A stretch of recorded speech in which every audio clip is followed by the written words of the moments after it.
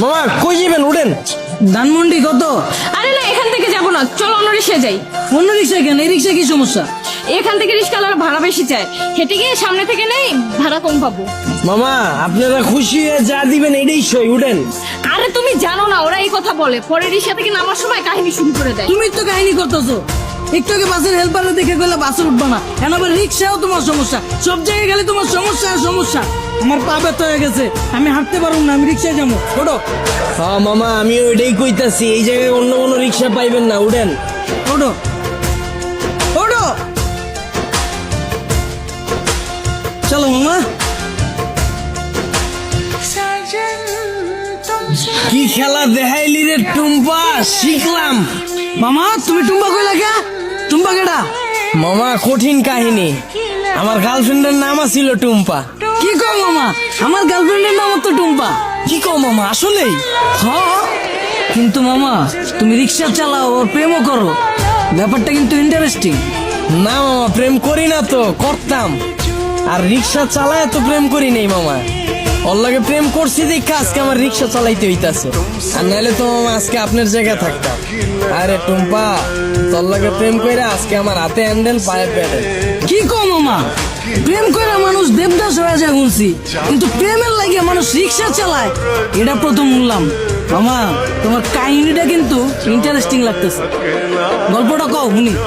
আরে বাবু কি শুরু করছো? ওনার এই ফালতু গল্প শুনে আমাদের সময় নষ্ট করে লাভ আছে। তার চাইতে চলো তুমি হেডফোন বের করো, আমরা গান শুনি। আরে না, মামার কাহিনীটা অনেক ইন্টারেস্টিং। মামা তুমি কও। না মামা থাক, বাদ দেন। মামি উনতে চাইতেছে না, পরে দেখা গেল আমার কাহিনী হইনা চিত্তা যাইব। আরে মামা তুমি তোমার গার্লফ্রেন্ডের কাহিনী কইবা, এটা তো হয় চেতবকে। কও মামা শুনি। মামা কি কমু দুঃখের কাহিনী। ও একটা জিনিস আছিল মামা, খালি চুস্ত। সুস্থ মানে? পুরা কাহিনী কই মামা, শুনেন তাইলে সেনা বুঝবেন। ওর মায়ায় বইরা মামা একটা চাকরি করতাম, ওই চাকরিটাও গেছে গা। ওর আর কি করার, বন্ধু বান্ধবের টাকা ধার লয়ে ওর লগে দেখা করতাম। মাসের ভিতরে 15 দিনে দেখা করতাম মামা, 15,000 চুইসা লাইতো। কেমনে মামা? মামা হয়তো মাইয়া ছিল না মামা, হয়তো পিশাচা ছিল। রক্তের মতো টাকা খালি চুইসা খায়া ফেলাইতো। তাও মামা মনের বুঝ দিতে পারতাম, যদি মামা দইরা রাখতে পারতাম। মামা গার্লফ্রেন্ড গেছে কে কেমনে? মামা আমার চাকরি তো চুষেই দিছে। এরপরে মামা বন্ধু বান্ধবের দেশে টাকা ধার করছিলাম, ওর টাকা তো আর শোধ করতে পারি নাই। পরে আর নতুন করে ধার দেয় নাই, এর লেগে 10 দিন ধরে ওর লাগে দেখা করতে পারি নাই। পরে ভাই অন্য জায়গায় যায় ভাই চোষা শুরু করে দিছে। পরে পরে আর কি মামা, 1 বছরে 10 লাখ টাকা চুষা দিছে। পরে এই 10 লাখ টাকা শোধ করার লেগে মামা এই যে রিক্সা চালাই না শুরু করলাম। চাকরি করে তো মামা এই টাকা শোধ করা সম্ভব না। মামা তোমার কপালটা আসলে খারাপ আছিল, কিন্তু মামা আমার কপাল কিন্তু চান কপাল। আমার গার্লফ্রেন্ড আমার অনেক ভালোবাসে। আর মামা আমিও কিন্তু আমার বন্ধুদের থেকে টাকা ধার লয়া পরে লয়া ঘুরি, কিন্তু মামা ভালোবাসার কাছে টাকা পয়সা আসলে তুচ্ছ জিনিস। কি কও জান? মামা আপনার লেগে দোয়া করি মামা, খালি জীবনে একটাই আফসোস, যারে আম খাওয়া শিখাইলাম এখন আর আম খায় না মামা, আপেল খুঁজে। আর 2 দিন পর পর নতুন বয়ফ্রেন্ড আমার রিক্সায় উঠে। কি কও মামা? তোমার গার্লফ্রেন্ড তোমার চুষা তোমার রিক্সায় উঠে আবার বয়ফ্রেন্ড লয়া?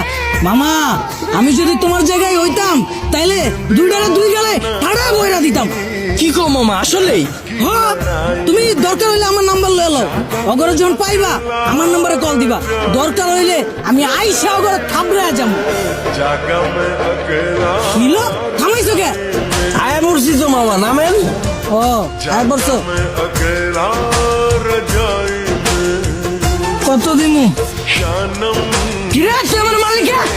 মামা আপনিই তো কইলেন পাইলেই কানের নিচে বাজায় দিতে। আমারে হাতে হ্যান্ডেল পায়ে প্যাডেল যে পরাইছে ওই জিনিসই তো এইটা, এটাই তো এখন আপনার কপালে জুটছে।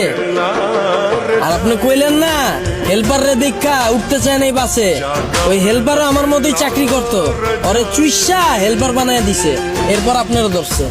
যাক মামা সাবধানে থাকেন, আমার ভাড়াটা দিয়ে দেন।